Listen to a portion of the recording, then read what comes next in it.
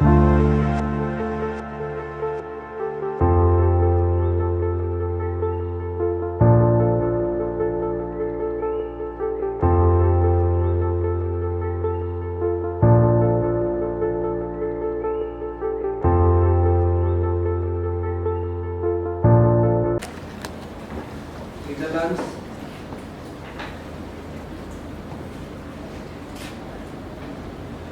Turkey,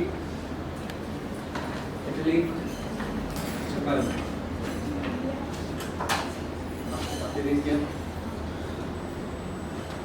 India.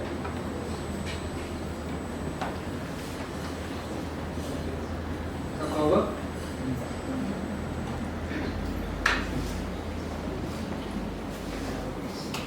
Singapore, गणित की नए शाखाएं विकसित की।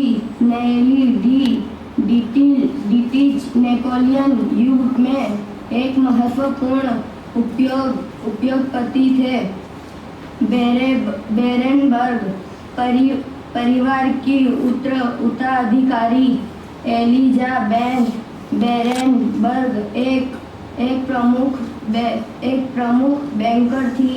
थेरेसी क्रूप ने व्यापार राज्य वंश के विकास में महत्वपूर्ण भूमिका निभाई। एमिल वॉन लेजिंग बिस्मार्क के समय में बर्लिन की सबसे शक्तिशाली सैलूनिस्ट थी। जिस किसी को फाउन वॉन सैलूनिस्ट के विशेष सैलून में भर्ती कराया गया था, उसने प्रशिया के उच्च समाज के लिए प्रवेश परीक्षा उत्तीर्ण की थी। गुजरा मूल्य ग्रामीण जर्मनी तक फैल गई।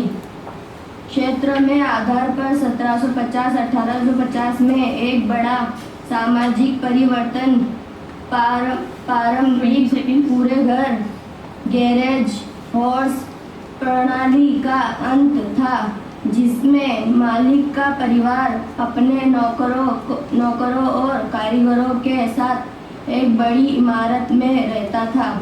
उन्हें अलग-अलग रहने की व्यवस्था में पुनर्गठित किया। Thank you.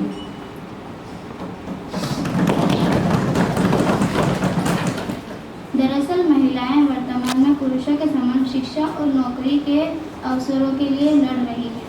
हालांकि अर्जेंटीना में लड़कियों की शिक्षा एक सतत प्रक्रिया है और कई स्थितियों में महिलाओं को अभी भी पुरुषों के बाद दूसरे स्थान पर रखा जाता है। अर्जेंटीना में राजनीति में महिलाएं परंपरागत रूप से राजनीति को पुरुष क्षेत्र के रूप में देखा जाता था। अर्जेंटीना में महिलाओं की कानूनी और सामाजिक भूमिकाएं ज़्यादातर स्पेनिश कानून, जो स्वयं रोमन कानून पर आधारित थी, और कैथोलिक चर्च द्वारा तय की जाती थी। इस प्रकार महिलाएं पहले अपने पिता और फिर अपने पतियों के अधीन थी। अर्जेंटीना में महिलाओं के खिलाफ हिंसा एक गंभीर समस्या है। एमनेस्टी इंटरनेशनल ने फरवरी 2012 में बताया कि अर्जेंटीना में घरेलू हिंसा के परिणाम स्वरूप हर 2 दिन में एक महिला की मौत हो जाती थी। अर्जेंटीना में महिलाओं के साथ हो रहे हिंसा को रोकने के लिए नवंबर 2012 में कांग्रेस ने लिंग आधारित हिंसा के परिणाम स्वरूप अपने जीवन साथी या बच्चों की हत्या करने वाले अपराधियों पर सख्त दंड लगाने के लिए एक स्त्री विरोधी कानून पारित किया। अर्जेंटीना में व्यवसाय में महिलाओं ने समानता का अपेक्षाकृत अच्छा स्तर हासिल किया। हम कई तरीकों से शामिल होकर दुनिया भर में लैंगिक समानता और महिला सशक्तिकरण का समर्थन कर सकते हैं। संयुक्त राष्ट्र महिला अभियान या पेशेवर नेटवर्क में से किसी एक में भाग लें, सोशल मीडिया पर जागरूकता बढ़ाएं या हमारे मिशन को हासिल करने में हमारी मदद करने के लिए दान करें। विश्व स्तर पर महिलाओं के अधिकारों पर कुछ प्रगति हासिल की गई है। अर्जेंटीना में महिलाओं के खिलाफ हिंसा पर ध्यान दिया जा रहा है। इसके अलावा एक बार जब महिलाओं को नौकरी मिल जाती है तो उनके सामने आने वाली मुख्य समस्याओं में से एक वेतन अंतर भी है। अर्जेंटीना में नौकरी पेशा लोगों में प्रत्येक 100 पैसों के लिए जो एक पुरुष औसतन कमाता है, जबकि एक महिला 89 कमाती है, और निम्न स्तर की योग्यता वाली महिलाओं के बीच यह अंतर और भी खराब हो जाता है। संकेत पत्र के तहत लैंगिक समानता को बढ़ावा देने, लागू करने और निगरानी करने वाले 100% कानूनी ढांचे मौजूद थे। फरवरी 2021 तक संसद में 42.4% सीटें महिलाओं के पास थी। अर्जेंटीना की महिलाएं मजबूत और आत्मविश्वासी महिलाओं में थी। इसके अलावा वे जीवन में अपने जुनून और उत्साह के लिए जाने जाते हैं। अर्जेंटीना में महिलाएं साक्षरता दर 2010 से 2021%, 2010 में महिलाएं साक्षरता दर 99.58 थी। समय के साथ अंततः दर में वृद्धि हुई है। 2010 से 2021 के बीच अर्जेंटीना में महिला साक्षरता दर 0.1% बढ़ी। 2021 में यह दर 99.71 थी। Thank you for your help. Thank you so much. Good evening. मैं रिप्रेजेंट करती हूँ यूनाइटेड किंगडम से और मैं विमेन एम्पावरमेंट के बारे में बात करना चाहूँगी। एक्चुअली विमेन एम्पावरमेंट एक प्रोसेस है विमेन को एम्पावरमेंट करने की, किसी के कंट्रोल से फ्री होने का, और उसको पावर है अपना डिसीजन खुद से लेने के। और यूके में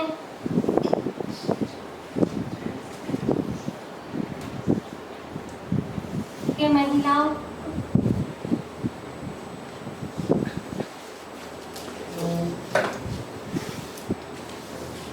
विमेन एम्पावरमेंट किंगडम में हो रहा है। आजकल महिलाएं हर क्षेत्र में क्या आपको थोड़े वक्त की ज़रूरत है?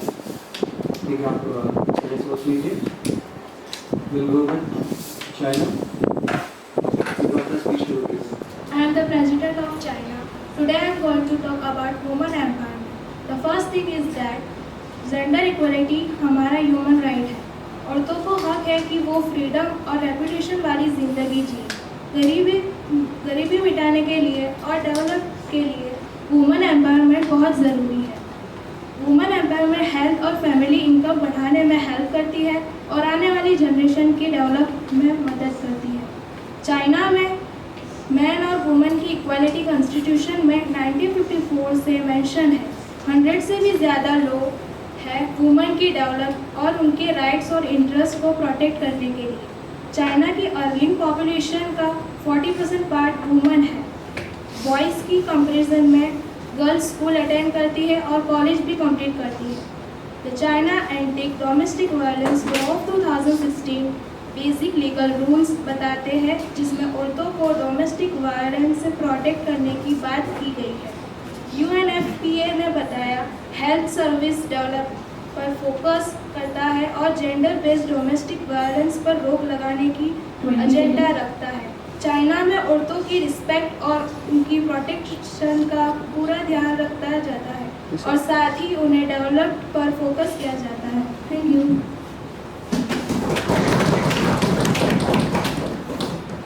Next we'll go with Delegate of Netherlands. Please start with you.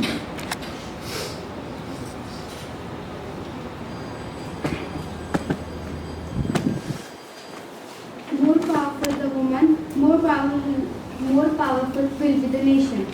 Hello, Assalamu alaikum everyone. I am representing Netherlands. Netherlands is a very small country with less population. Netherlands has 1,76,18,299 population. Netherlands, the culture of Netherlands is friendly and welcoming, and the people of Netherlands are known for their painting and crafting. In February 2021, 33.3% of seats in Parliament were held by women. 75 legal frameworks that promote, enforce and monitor gender equality under SDGs indicator, with a focus on violence against women, was taken part in Netherlands. The 19th century, they found that the emergency of women's movement advocating of women's education and rights. By 1919, Dutch women gained the rights to vote, making Netherlands one of the most popular countries in the world to grant these fundamental rights to women. In 20th century, Dutch women continued to make strides and in different fields. The The establishment of events focused on women's rights and gender issues for women's voice. The Netherlands made an environment to women's participation in the public life. The Netherlands has maintained commitment to women empowerment. Furthermore, women in the Netherlands have made substitutional inroads in leadership. The Netherlands has flexible arrangement for working for both men and women in the life. In the life. 20 seconds.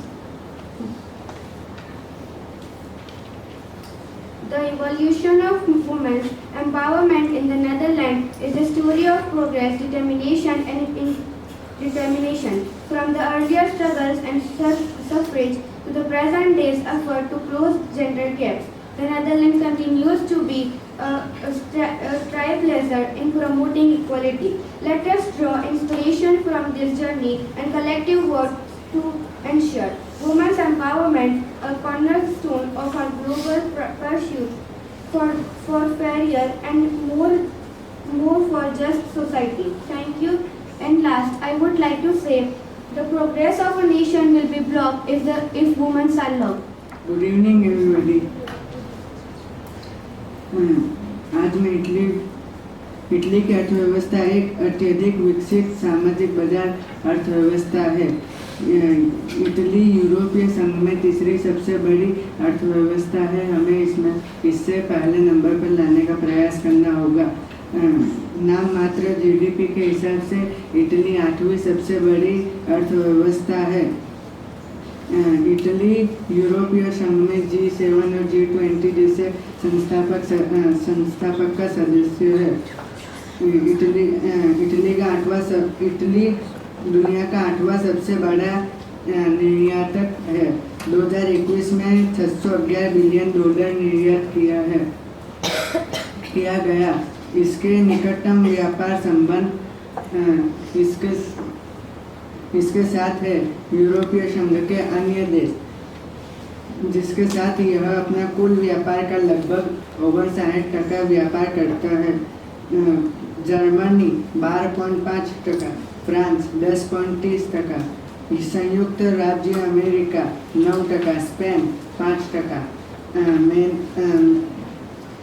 Italy के governor ने 2022 में Italy की GDP 2023 में क्या है और 2024 में क्या होने का अनुमान है इसका करा है।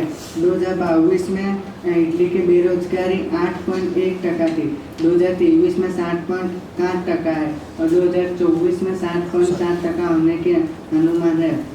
सामान्य सरकारी शेष 2022 में -8.0, 2023 में -4.5% और 2024 में -3.7 होने की संभावना है। सकल सार्वजनिक 2022 में 1444 थी, 2023 में 1440 है और 2024 में 1403 है। और चालू खाता शेष 2022 में -1 और 3, 2023 में 0 और 2024 में 1 और 3 होने की अनुमान है। Thank you.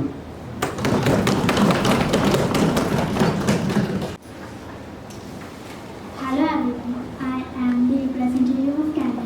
Canada की economy highly developed next economy है, जो 9th लार्जेस्ट इकोनॉमी है। 2023 में पूरे वर्ल्ड में और नॉमिनल जीडीपी अप्रॉक्स $2.089 ट्रिलियन है। ये पूरे वर्ल्ड में लार्जेस्ट ट्रेडिंग नेशन है और उसकी इकोनॉमी हाईली ग्लोबलाइज्ड भी है। 2021 में हमारी कंट्री ने गुड्स ट्रेडिंग और सर्विसेज में $2.016 ट्रिलियन तक पहुंच चुके थे। कनाडा में ऑलमोस्ट मेन से ज़्यादा वुमेंस एजुकेटेड है। 55% वुमेंस जो 25 to 64 एज की है वो एटलीस्ट टर्शियरी डिग्री तक पहुंच चुके हैं। कनाडा का वुमेन एम्पावरमेंट एक ऐसा एग्जाम्पल है जो बाकी कंट्रीज़ को इंस्पायर करता है। यहाँ के गवर्नमेंट पॉलिसीज़ में मेन एजुकेशन, हेल्थ और लाइवलीहुड के सेक्टर्स में अच्छा प्रोग्रेस किया है। कनाडा में वुमेंस को जॉब इक्वालिटी मिलती है और उन्हें उनके प्रोफेशन में आगे बढ़ने के लिए एनकरेजमेंट मिलता है। कनाडा का वुमेन एम्पावरमेंट सिखाता है कि इक्वालिटी वर्ड्स में नहीं, एक्शन में होना चाहिए, because action speaks better than words. Canada में वुमेन्स की लाइफ क्वालिटी ऑफ कुछ ज़्यादा ही हाई है। वुमेन्स को अच्छी जॉब अपॉर्चुनिटीज़ मिलती है और उनको फ्रीडम है अपनी लाइफ एंजॉय करने के लिए। Thank you. मैं ऑस्ट्रेलिया कंट्री की गुड इवनिंग रिस्पेक्टिव लीडर्स। मैं ऑस्ट्रेलिया कंट्री की प्रेसिडेंट हूँ। मैं आप सभी के समक्ष ऑस्ट्रेलिया और महिला सशक्तिकरण के विषय पर अपने विचार व्यक्त करना चाहती हूँ। ऑस्ट्रेलिया में महिलाओं की जनसंख्या की और सांस्कृतिक उपस्थिति को संदर्भित करते हैं। ऑस्ट्रेलियाई महिलाओं ने कई क्षेत्रों में देश के विकास में बहुत योगदान दिया है। ऐतिहासिक रूप ऑस्ट्रेलिया संस्कृति पर पुरुषवादी पूर्वाग्रह हावी रहा। 1984 से लिंग भेदभाव अधिनियम 1984 सिटी ने पूरे ऑस्ट्रेलिया में सार्वजनिक जीवन के कई क्षेत्रों में लिंग भेदभाव को प्रतिबंधित कर दिया है, जिसमें काम, आवास, शिक्षा, वस्तुओं, सुविधाओं और सेवाओं का प्रावधान, कपड़ों की गतिविधियां शामिल है। राष्ट्रमंडल कानूनों और कार्यक्रमों का प्रशासन, हालांकि कुछ अवशिष्ट असमानताएं अभी भी बनी हुई है। 1969 तक ऑस्ट्रेलिया में गर्भपात सभी परिस्थितियों में अवैध था। जब आर.वी. डेविड डजन मामले में मैम हीथ ने फैसला सुनाया कि यदि महिला का शारीरिक या मानसिक या स्वास्थ्य या जीवन खतरे में हो तो गर्भपात वैध था। यह सिद्धांत पूरे ऑस्ट्रेलिया में स्वीकृत हो गया है। 2019 तक दक्षिण ऑस्ट्रेलिया को छोड़कर सभी ऑस्ट्रेलियाई राज्यों और क्षेत्रों में मांग पर गर्भपात कानूनी कुछ सीमा तक था। अनुमान है कि 1/4 से 1/3 ऑस्ट्रेलियाई महिलाएं अपने जीवनकाल में गर्भपात कराएंगी और गर्भपात के अधिकार को मजबूत लोकप्रिय समर्थन प्राप्त है। 2017 के एक अध्ययन के अनुसार मेडिकेयर छूट प्राप्त करने के बाद ऑस्ट्रेलिया में गर्भपात की औसत लागत $560 है। साथ ही कुछ महिलाओं को यात्रा, आवास, जीविका, लेकर खोई हुई मजदूरी, बच्चों की देखभाल और चिकित्सा परीक्षणों से अतिरिक्त लागत भी वहन करनी पड़ती है। सर्वेक्षण में शामिल 34% महिला ने बताया कि 34 महिला ने बताया कि उन्हें गर्भपात के लिए भुगतान करना कठिन या बहुत मुश्किल लगता है। 2015 तक ऑस्ट्रेलिया में मातृ मृत्यु दर 5.5 मृत्यु 1 लाख जीवित जन्म है। Thank you.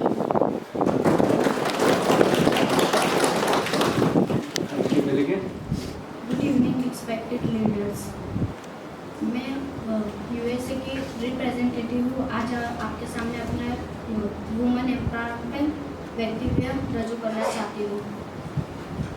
विश्व महिला आर्थिक सुरक्षा पर आज तक की सबसे पहली अंतर एजेंसी अमेरिकन रणनीति प्रयास की 4 दिशाओं को आगे बढ़ाती है, जिसका उद्देश्य एक ऐसी नई दुनिया बनाना है जिसमें प्रत्येक व्यक्ति को अपनी नौकरी, उन्नति, जीवन गुणवत्ता और नेतृत्व के लिए समान अवसर है। उनमें से वुमेन एम्पावरमेंट के लिए महिलाओं की भागीदारी में प्रणालीगत बाधाओं को दूर करना है। जनवरी 2023 में रणनीति को लॉन्च करने के बाद अमेरिका विभाग और एजेंसी रणनीति लागू करने के लिए व्यक्तिगत कार्य योजना तैयार करेंगी। कार्यान्वयन को आच्छादित योजना डेटा सूची नीति और कार्यक्रम विकास द्वारा उचित किया जाएगा और इसमें सरकार और नागरिकों, समाज संगठन और निजी क्षेत्र के भागीदारों के साथ स्थानीय भागीदारी और सहयोग शामिल होगा। संयुक्त राष्ट्र अमेरिका निवेश, वित्त पोषण और वैश्विक आर्थिक साझेदारी के माध्यम से महिलाओं की आर्थिक सुरक्षा बढ़ाने के लिए प्रतिबद्ध है। संयुक्त राष्ट्र अमेरिका ने V5 एक नई बहुदाता सुविधा शुरू की, जिसे 2017 में G20 सम्मेलन में लॉन्च किया गया था। V5 का उद्देश्य महिलाओं की व्यवसाय के लिए उधार और विदेशी में वृद्धि को उत्प्रेरित करना है। अमेरिका सरकार ने 50 मिलियन के समर्थन किया और आर्थिक राष्ट्र और अंतर्राष्ट्रीय भागीदारी के साथ दुनिया भर में महिलाओं की उद्यमिता को आगे बढ़ाने के लिए 354 मिलियन से अधिक का निवेश किया है। इन्हीं बातों से समझा जा सकता है कि अमेरिका वुमेन एम्पावरमेंट के लिए कितनी चिंतित है। आशा है कि आने वाले समय में हमारी सारी धारणाएं पूरी हो जाएंगी। शुक्रिया। Good morning, respected sir and all participants. I am represented as UK. Women empowerment is very important.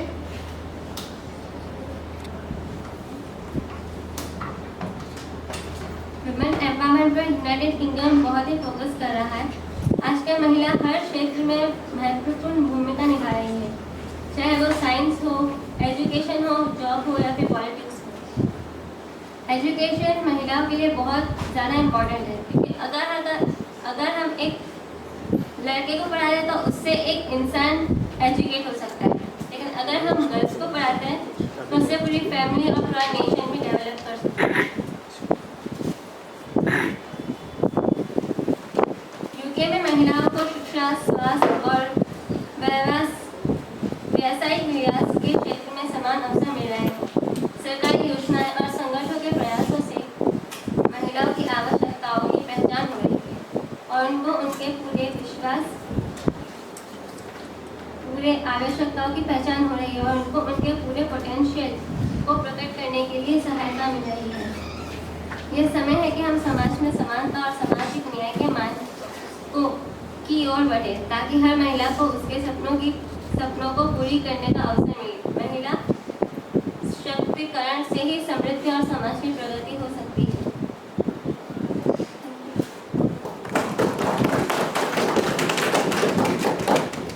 Women empowerment के बिना किसी भी देश या समाज का आर्थिक, सामाजिक या वैश्विक विकास संभव नहीं। इसी बात को सोचते हुए इटली देश की गवर्नमेंट ने अपने बजट में 50 मिलियन यूरो खर्च करने का प्रावधान किया है। हम इटली के भूतकाल की बात करें तो मध्य युग के दौरान इटाली महिलाओं को बहुत कम सामाजिक, आर्थिक और प्रवृत्तियों में स्थान दिया जाता था। शिक्षित महिलाओं को केवल धार्मिक व्रतों में नेतृत्व मिल सकता था और हालांकि कुछ महिलाओं को उनके पिता के विरासत में शासक पद मिले थे, लेकिन सर्वव्यापी परिस्थितियों में महिलाओं को उचित स्थान नहीं दिया जाता था। वर्ष 1861 से 1925 तक महिलाओं को इटली में मतदान करने की अनुमति नहीं थी। इसी बात से पता चलता है कि भूतकाल में महिलाओं की परिस्थिति उचित नहीं थी। इसी बात को सोचते हुए इटली गवर्नमेंट ने पिछले कई सालों में वुमेन एम्पावरमेंट के लिए उचित कदम उठाए। इसी के परिणाम स्वरूप आज इटली में महिलाओं को पुरुष के समान कानूनी अधिकार, नौकरी और व्यवसाय और शिक्षा के समान अवसर मिल रहे हैं। वुमेन एम्पावरमेंट की दिशा में काम करते हुए इटली सरकार ने वुमेन एजुकेशन पे ज़्यादा गंभीरता से काम किया है। 2010 से 2021 तक औसतन वुमेन लिटरेसी रेट 99% से अधिक ही रहा है। इसी बात से पता चलता है कि इटली की गवर्नमेंट वुमेन एम्पावरमेंट के लिए कितनी चिंतित है। इटली सरकार ने महिलाओं को समान कानूनी अधिकार देने के साथ स्पोर्ट्स में भी महिलाओं को समान अवसर प्रदान किए हैं और उसके लिए तमाम तकनीकी और आवश्यक सेवाएं उपलब्ध कराई है। इसी कारण ओलंपिक में इटालवी महिलाओं का प्रदर्शन विश्व स्तरीय रहा है और सभी प्रकार के स्पोर्ट्स में पदक जीतने का अवसर इटालवी महिलाओं के द्वारा प्राप्त हुआ है। मुसोलिनी के समय में महिलाओं को नौकरी या आर्थिक प्रवृत्तियों करने की अनुमति नहीं थी, लेकिन वर्ल्ड वॉर 2 के बाद इटाली ने विश्व के साथ कदम मिलाते हुए वुमेन पॉलिसी में आमूल बदलाव किए। अब तक महिलाओं को आर्थिक प्रवृत्ति में एवं अब तक महिलाओं को घर काम और बच्चों की परवरिश की अनुमति दी जाती थी। इन बदलावों के बाद महिलाओं को आर्थिक प्रवृत्ति एवं स्पोर्ट्स, राजनीति, सामाजिक सभी क्षेत्रों में प्रवेश की अनुमति दी गई। इसी बात का प्रमाण यह मिला कि सन 2022 में गायोरिया मेलोनी इटाली की प्रथम महिला प्रधानमंत्री बनी।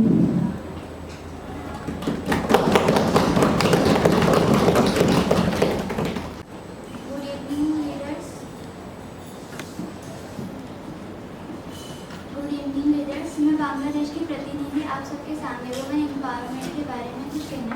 आधुनिकीकरण किया जा रहा है, इसलिए महिलाओं को नई तकनीकों के साथ ढालने की कोशिश की जा रही है। इसके अभाव उनके कौशल्य को विकसित करने में निवेश की आवश्यकता होगी। कुछ महिलाएं हैं जो अपना एक बिजनेस खड़ा करना चाहती हैं, लेकिन उनके पास हुई पैसों की कमी के कारण वो अपना बिजनेस नहीं कर सकती है। उसके लिए बांग्लादेश की सरकार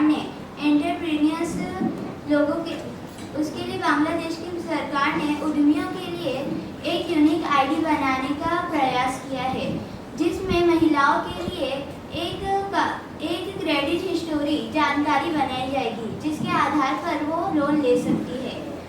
इसी 20 सेकंड। बांग्लादेश में हमें एक सर्वे के अनुसार पता चला है कि बांग्लादेश की औरतों को राजनीति में जाना है। मुझे उसमें एक महिला के इंटरव्यू में उसने हमें ये बात कही है। मुझे लगता है कि महिला सशक्तिकरण का एक महत्वपूर्ण पहलू ये है कि महिलाओं का राजनीति में सशक्तिकरण करना है। Early marriage at the age of 16-15 वो अर्ली मैरिज करते हैं, तो उसके अगेंस्ट जी, जैसे कि कोविड-19 के दौरान कुछ कम उम्र की लड़कियों को पढ़ाई छोड़नी पड़ी थी, जिसके लिए बांग्लादेश में उनके सर्टिफिकेट्स, उनकी ज़रूरी कागजात निकाले गए और उनके घर तक पहुंचा गया और उनको वापस स्कूल में लाया गया और उनको एजुकेटेड बनाया गया।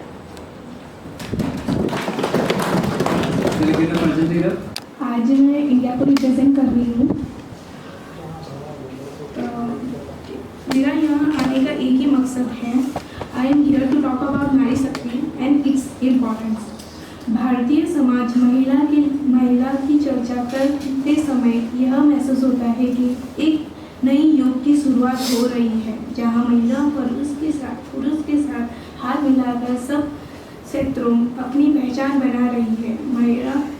महिला प्रति हमें देश शक्ति बदलने की आवश्यकता है। हमें उनके प्रति सपना एंड स्वप्न की दिशा में कदम बढ़ाने चाहिए। गर्ल्स एजुकेशन इंडिया में बहुत ज़्यादा हो रहा है। गर्ल्स के लिए इंडिया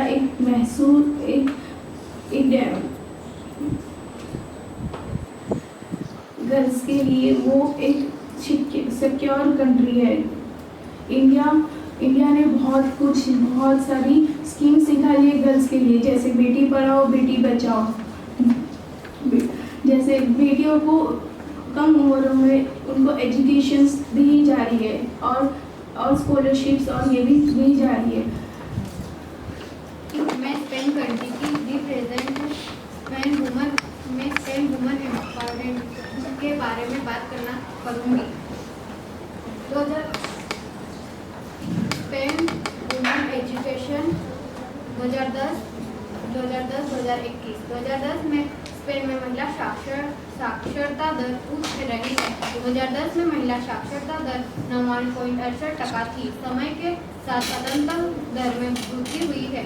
2010-2021 के बीच स्पेन में महिला साक्षरता दर 0.09% बढ़ी है। 2021 में यह दर 99.77% थी। साल दर साल आधार पर 2021 में साक्षरता दर में 0.002 की वृद्धि हुई है। स्पेन में स्कूल छोड़ने वाली महिला छात्रों की दर 9.66% के रिकॉर्ड निचले स्तर पर है। आधिकारिक आंकड़ों से पता चलता है कि 2021 में स्पेन में महिला छात्रों के बीच जल्दी स्कूल छोड़ने की संख्या 10% से नीचे गिर गई, जो एक राष्ट्रीय रिकॉर्ड है। स्पेन शिक्षा और व्यावसायिक प्रशिक्षण मंत्रालय MEFP के आंकड़ों के अनुसार 18 से 24 वर्ष की आयु के बीच महिला छात्रों के लिए प्रारंभिक शैक्षिक प्रशिक्षण छोड़ने की दर 9% है। शिक्षा और व्यावसायिक प्रशिक्षण मंत्रालय की तरह पुरुष और महिलाओं के बीच समानता के प्रतिबंध है। स्पेन महिलाओं के लिए सबसे अच्छा है क्योंकि सरकार और संगठन स्पेन में लैंगिक समानता मदद करते हैं। ताज़ा आंकड़ों के मुताबिक स्पेन में 28 लाख से ज़्यादा विदेशी महिला रह रही हैं। आंकड़े बताते हैं कि स्पेन में लैंगिक समानता किस तरह विदेशी महिलाओं को आकर्षित करती है। स्पेन में महिलाओं के अधिकार आज देश की सभी महिलाओं की रक्षा करते हैं। इसके पश्चात अधिक प्रवासी महिलाएं रहने के लिए स्पेन को चुन रही मैं यहाँ आपको जापान में महिला सशक्तिकरण के विषय में बात करने का सौभाग्य पाने की भाग्यशाली महसूस कर रही हूँ। मैं जापान की युवा प्रतिनिधि हूँ और मुझे अपने देश में महिला सशक्तिकरण के बारे में एक संदेशा देना है। जैसा कि आप लोग जानते हैं कि जापान जो प्रौद्योगिकी और विज्ञान में अपने महारत के लिए प्रसिद्ध है। जापान देश दुनिया भर में महिलाओं के अधिकारों और सम्मान के लिए प्रसिद्ध है। सितंबर 2021 तक जापान में लगभग 50 मिलियन से भी अधिक महिलाएं थीं, जिनमें से कुछ काम करने वाली और शिक्षित थी। जापान में लड़कियों की शिक्षा का सितारा ऊंचा है। उनकी शिक्षा सितारा विश्वत रूप से सुधर गया है और आजकल उनको मर्दों के केंद्र, नारी सशक्तिकरण अभियान और महिलाओं को व्यापार में आगे बढ़ने के लिए सहायता, महिलाओं के नेतृत्व भूमिकाओं में बढ़ावा दिया जा रहा है और उन्हें आगे बढ़ने का मौका दिया जा रहा है। कॉर्पोरेट सेक्टर में भी महिलाओं की संख्या बढ़ रही है और उन्हें शीर्ष पद मिल रहे हैं। इसके अलावा महिलाओं को सामाजिक रूप से भी अधिक सम्मान और स्थिति मिलती है। महिलाओं के लिए अनेक सामाजिक अभियान और आंदोलन भी चल रहे हैं, जैसे कि लिंग भुगतान अंतर कम करने का अभियान और उन्हें सुरक्षित और न्यायिक समाज की मांग। हम सभी को भी इसके उदाहरण से प्रेरित होकर महिलाओं को प्रति हमारी दृष्टि को सशक्त बनाने का संकल्प लेना चाहिए। हौसले से भरती है ऊंची उड़ान, हौसले से भरती है ऊंची उड़ान, ना कोई शिकायत ना कोई थकान, सबके जीवन का सुधार है वो, मत करना तुम नारी का अपमान। धन्यवाद।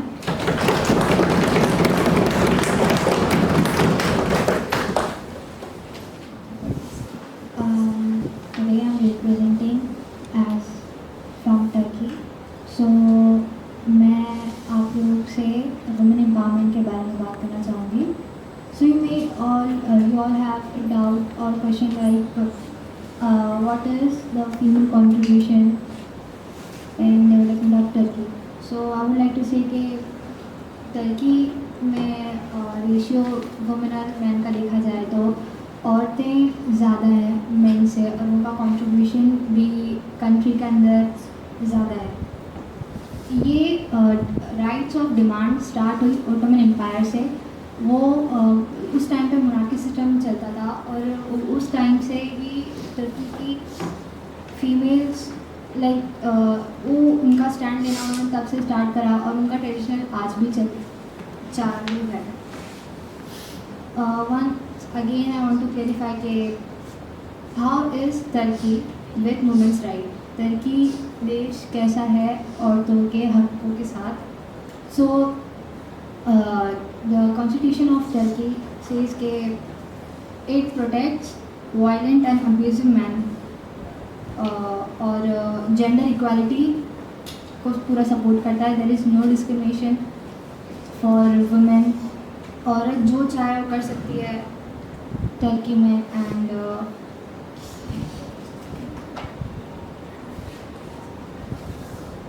G20 टर्की ने G20 2015 के अंदर. आज मैं यहाँ आप सबको सिंगापुर की महिलाओं के बारे में बताना चाहूँगी.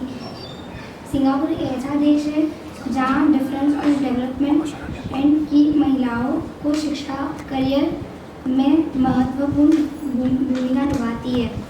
वहाँ पे टेक्नोलॉजी और साइंस पे और बिजनेस में महिलाएं बहुत ऊंची पोस्ट पर पहुँच चुकी है. सिंगापुर में हम लोगों ने बहुत सारी प्रोटेक्शन यूज़ की है. We are improving that case.